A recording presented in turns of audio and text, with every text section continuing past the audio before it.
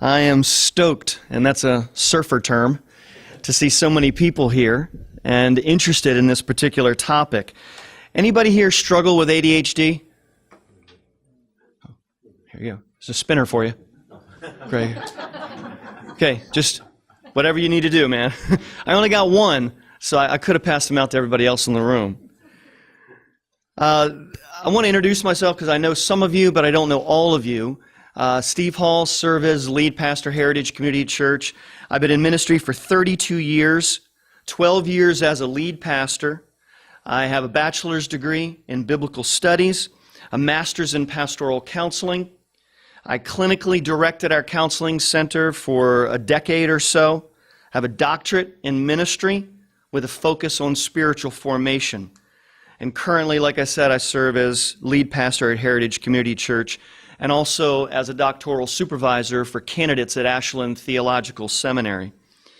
I want to encourage you to make notes and draft some questions, because at the end of this, we're going to have an opportunity to be able to dialogue a little bit and share some heart and share some thoughts with regard to the material and the stories that we've heard today. Other than parenting, I don't know of a more noble or important work than pastoring. There is nothing more valuable as far as careers go than something that relates to eternity. How many people do you know in your church that go to work every day and they are paid to do a job that directly impacts the eternal soul, that relates to eternity, that will never, ever end in its value? I don't think you're going to find too many people.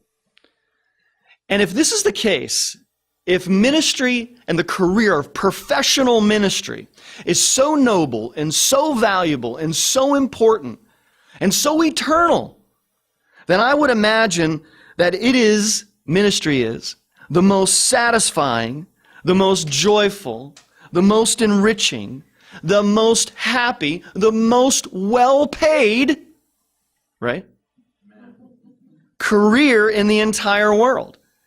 Surely, if ministry is the most noble, the most eternal, most valuable thing that anyone could ever set their minds to do professionally, then it's got to be all these things. Happy and joyful and peaceful and well-paid. And if that's the case, if it really is that noble and that important, then why does the research, some of which you've got in front of you that the bishop has provided, but why is it that the research, in fact, indicates the exact opposite for those that are in this career field calling? Day 1, you look like Mr. Rogers. Day 15 or year 15, you look like, what was his name? Castaway, yeah. You might feel that way in ministry. I'm not trying to over-dramatize the fact of our content today, but I need to let you know that as you've heard from Tim, and as you'll hear from David and others today, this really could be, the content of what we're getting ready to talk about really could be a life and death situation. Marshall Shelley, a classic Christian leadership writer, wrote in his classic work, Well-Intentioned Dragons, he describes the environment of ministry as a land filled with deadly dragons. And those dragons are actually people that he called you and me to serve and minister to. This is what he said. Well-intentioned dragons are the sincere, well-meaning saints who leave ulcers, strained relationships, and hard feelings in their wake. They don't intend to be difficult or consciously plot destruction, but for some reason, they undermine the ministry and leave pastors questioning their calling. These dragons prowl churches, often laying waste to ministers and their ministry. Beware. In fact, when I entered professional ministry, I always expected to fight Satan the dragon. I never expected to fight Sister Sally the dragon. I certainly expected to do spiritual warfare against the devil, but I never expected Donnie the devil on my council. When ministry leadership, Samuel Chan, begins his teaching at his seminars, he often opens with this statement. I know one thing about your church. I may never set foot on your campus, but this one thing I know, at least 10% of your congregation are devils. I do not recommend you sharing that Sunday. It's probably not a good idea. Yet ministry is noble and sacred, of an eternal weight, but really unique and dangerous in the context of careers and professionalism in general. Because in this context of our career, dragons and devils prowl there. Now I want to survey some of the research. Ministry is a dangerous career. According to the Institute of Religious Studies, longevity of clergy career is rapidly declining. Rates of suicide, divorce, alcoholism, depression, heart attack, and other stress-related maladies are all significantly higher today than they were 20 years ago. According to the Journal of Religious Health, significantly elevated levels of burnout among clergy have been recorded over the last 10 years. A recent landmark research has linked the following factors to a spike in ministerial burnout and career dissatisfaction among Assemblies of God ministers. Now, Assemblies of God ministers are compatriots, right? They are Spirit-filled ministers. They are Holy Spirit-baptized ministers. Yet, the research indicates that these traits, lack of control, meaning related to ecclesiastical bureaucracy in their church or power bases within their church that are hindering the pastor from being able to accomplish the vision that God has given them, this lack of control contributes to burnout. Unclear job expectations, dysfunctional workplace dynamics, mismatches in values related to vision, poor job fit, lack of chemistry between minister and church, extremes in activities such as marrying and burying, preaching and paying bills, lack of social support. Also, work-life imbalance, loneliness and isolation, emotional exhaustion, sustained high levels of work-related anxiousness, high levels of stress and conflict. This research is indicating that all these factors contribute to the temporal danger of ministry. We're not talking about the eternal value and weight. We're talking about the acute temporal dangers that are confronting the pastorate each and every day. Not to mention, as Paul does in 2 Corinthians, the eternal weight piling on the shoulders of ministers in this particular situation. Kuhn and Donaldson found that the work in ministry was fast-paced, I quote, fast-paced and unrelenting. That clergy members rarely took breaks from their daily task and emotional responsibilities, often sacrificing mealtime, evenings, and quality family time to deal with ministry-related issues. Can I get a witness? Amen. In 2017, the clergy burnout inventory, there is one, the clergy burnout inventory found that 65% of clergy surveyed were bordering on burnout or in full burnout mode.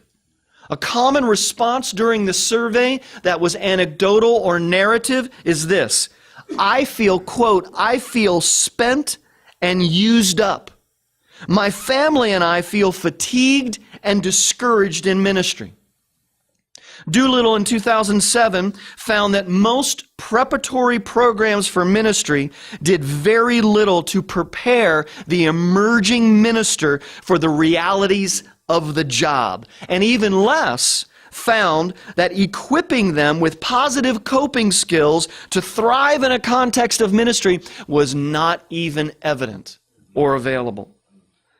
So it suffices to say that ministry today is hard. It's harder than it was 30 years ago when I entered into ministry. Could a church member blow you up on social media in the early 80s? It wasn't even available. They had to wait to Sunday morning to do it in person. Now there's the anonymity of being able to get on social media and not have someone stand in front of you, but I mean punch you in the gut if they want to. Today, there is no escape in today's ministry context from the onslaught of responsibility and the onslaught of critique. The internet has made sure of this. Now, I want to chat with you a little bit about the marginlessness of ministry. In general life, everybody's got life zones. And there could be more than this, but by and large, there are 5 or more, if you want to add them, of life zones. Worship and social and family and money and work. Everybody's got these things going on in their life. Everybody's got these zones they operate in. Now, non-ministry life zone margin is different than ministry life zone margin. Non-ministry life zone margin would look a lot like this. There's some overlap between social and work, and there's some overlap between family and worship and money. There's a little bit of overlap between social and family and or work. But what you see here is the importance of recognizing that margin is in all of these, is in the non-ministry life. There's social margin. You can get over in the work world and really not be connected to your family. If you're a plumber, you don't take your kids with you. If you're an accountant, you don't take your wife to the office every day when you go. So there's distance, there's margin in non-ministry related work life. But the ministry life zone margin is different. It's different because the way in which all of our zones of life overlap looks a lot more like this. There's no margin. How many of you worship where you work? Duh. How many of you that are vocational ministers receive your money from your work? Where you worship? How many of you get your friends and your social contacts through where you work and worship and get your money? How many of you have family that also go to work with you?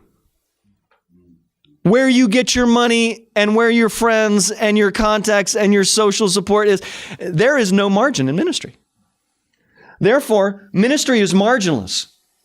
Beware, the marginlessness of ministry can slowly suffocate the minister and the minister's family. Now, social media and technology is a huge driver today in marginless ministry. I need you to not discount the invasion of the technology soul snatchers. Can you name them? Email, Facebook, text, Instagram, etc., etc. Technology is often used by those dragons and those devils that live within your church context, and that those technology platforms are often used to terrorize the minister and or the minister's family. Pluralization of our society is another occupational hazard and issue in ministry that compounds the stress of the contemporary pastor and minister. When you survey the research on ministry stress, this pluralization reality emerges over and over and over again. This is why our religious market share in the West is greatly diminishing. We are not the only game in post-Christian America anymore. Can you name some competitors? How about Little League? How about sports in general? Anybody have bad attendance last week because of the Ravens game? Maybe a little bit of that was going on. No Washington Redskins churches were having any problems, with that, I'm sure. So, my church is full of Ravens fans. And they were like, I got hot wings to cook and cheese dip to make. Pastor, I can't come to church. Starts at 1 o'clock. Lack of respect for church in general in our society. Sunday is no longer sacred. Consumerism. What? Church is at 10 o'clock? My show comes on at 10 o'clock. Or I'm going to go to this event or that event at 10 o'clock. Online church is considered a viable option for church nowadays. And all the new agey pursuits. What about religion? Are there any popular religions in our nation than 60 years ago? Was Islam and Hinduism, Buddhism, and New Age religion, were all of them super popular 60, 70 years ago? We are living in a different context due to pluralization. This competition that has risen over the last several decades has pushed the church to forcefully adopt capitalistic church growth, culture-focused ABC metrics of modern ministry. The ABCs of modern ministry is attendance, buildings, and cash. That's how we measure our success. And this competition that has risen in pluralization has moved the church to begin adopting this method and way of recognizing success in ministry. That is what we are pursuing. Attendance, buildings, and cash, because we want to be successful and competitive in this cultural context. But simultaneously, as we pursue these modern ministry metrics, we are pushing away from a biblical, covenantal church culture that values personal holiness, faithfulness, increased devotion, study, etc., etc. In our particular denomination, the Church of God, how are the top 100 arrived at? Attendance, buildings, cash. That's just how you know you're in the top 100 or 200 in the Church of God. Across the board in the research, chasing the local market share of believers has pastors desperate and stressed because of attendance, buildings, and cash. They are the metric of how to measure one's success. And most ministers are coming up short of expectations. The majority of churches in the Church of God are under 100.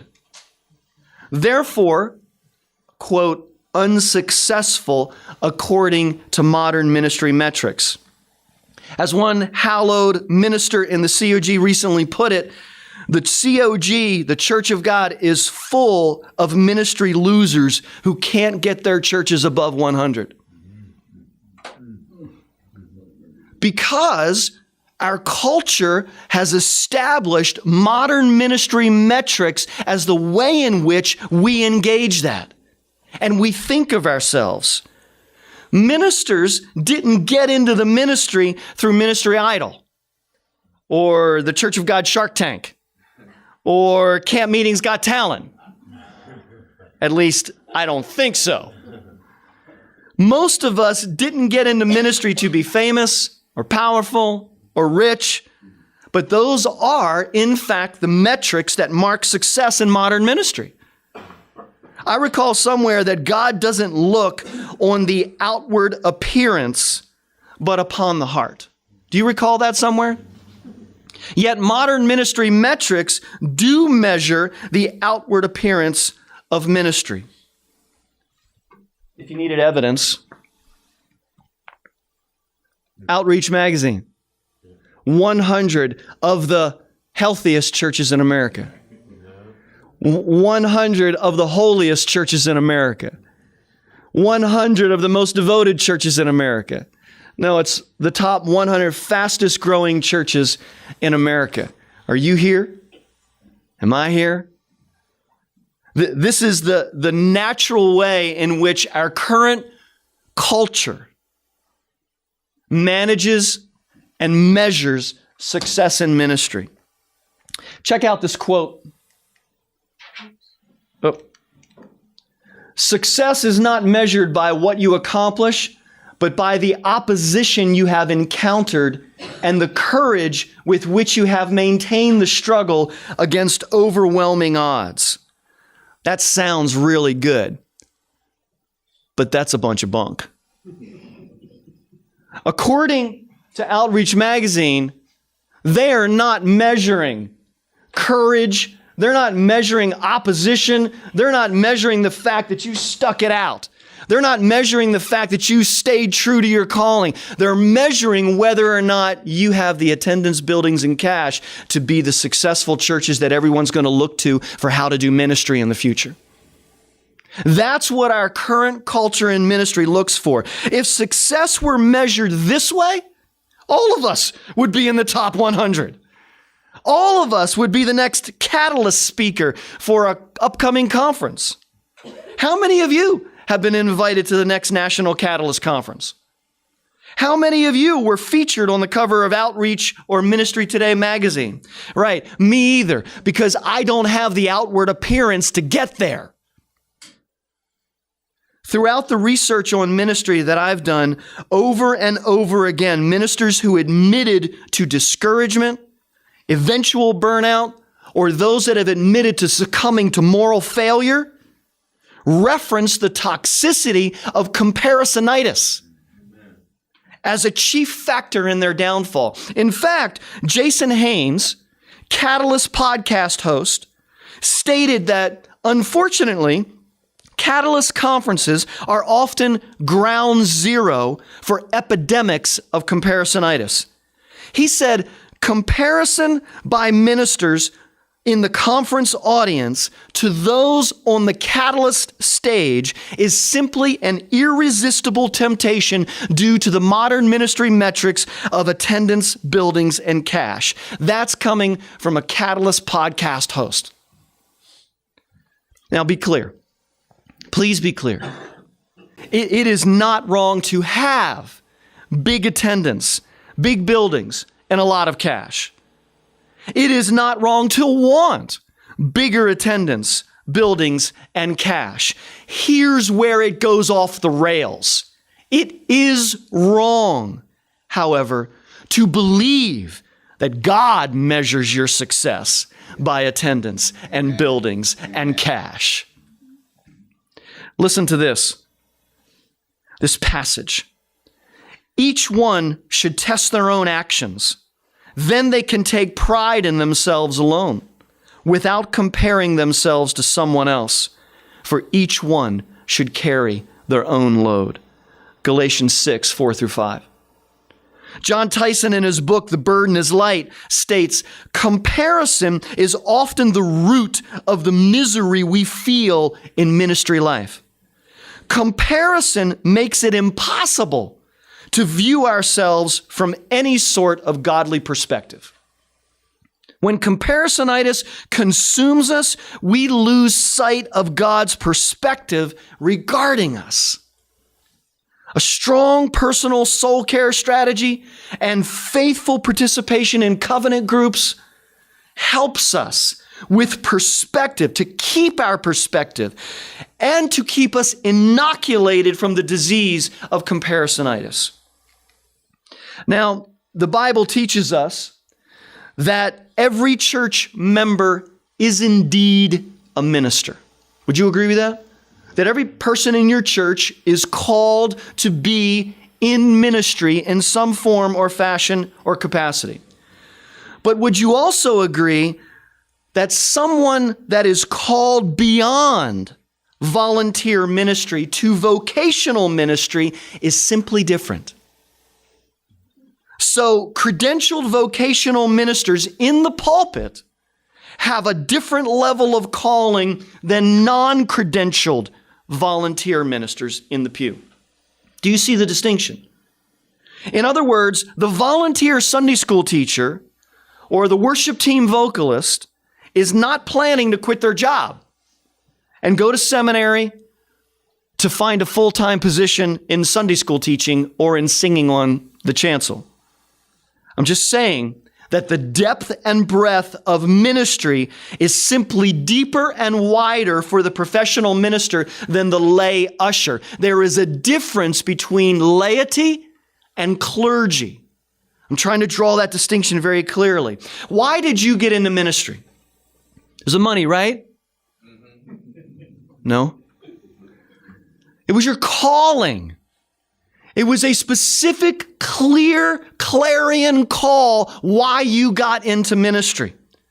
How do you know you were called? You likely, as I do, have a Damascus Road kind of experience where we were knocked off our rocker and God spoke to us and in no uncertain terms called us out of every other career pursuit and into exclusively the career of professional ministry. No matter if we had to work a job or not, we consider our ministry as our calling. Would you say that your reference point for your special call to ministry is often the only thing that keeps you going when you want to cut grass on the side of the road instead? When you want to take another job, when you want to quit on Mondays, isn't it your calling, that Damascus Road experience? Your calling to professional ministry, is your spouse dependent on that? Are you dependent on that experience? Meaning, if your spouse was abducted by aliens, that's my wife and I's term for death. If your wife was abducted by aliens, would you get out of the professional ministry? Can you name some ministers? Just think of ministers right now, that famous, well-known, popular ministers whose spouse died. Did they get out of the ministry because their spouse died? So I need you to hear this very clearly. Your calling to ministry, you that are professional ministers, you that have a call to ministry, your calling to ministry transcends your marriage. I'm assuming that. I'm expecting you to agree with that. Even if you are a widow or a widower, you would still retain that calling to professional ministry. Now, I need to speak right now directly to those that are non-credentialed ministry spouses. If the credentialed professional minister that you're married to was abducted by aliens, would you quickly make an appointment with the bishop to go get a church? Ask that of your non-credentialed ministry spouse. Hey, if I was to get abducted by aliens, would you go to the bishop right away and try to get a pastorate? Would you go to the bishop right away and try to get in line to get a church? It's unlikely. So your non-credentialed ministry spouse is not likely tied for the rest of their life to your professional credentialed ministry calling. Now, if you are a ministry spouse and you believe that you were called to be a pastor's wife or a husband of a minister, and your ministry spouse is abducted by aliens, would you immediately get on cogharmony.com in order to be able to find another pastor? When the funeral service is over, would you be hunting up another pastor to marry and a minister to marry? It's unlikely. Here's the bottom line. If the minister says, and if ministers in general say, that their very specific Damascus Road calling to ministry anchors, keeps them sane during the often insane times of ministry, then what does the spouse of a minister have to anchor them when most of them do not have a call of God to professional ministry? Yet, if you're in ministry because your spouse was called, you will experience all the dangers, all the pressures, all the stress that your spouse experienced, but you will not have the anchor of a dramatic Damascus Road calling to ministry to hold you, to root you, to anchor you. This puts the non-credentialed ministry spouse in as much danger, if not more, than the credentialed minister. Most ministry spouses are only in professional ministry because they were married into it. They were not called into it.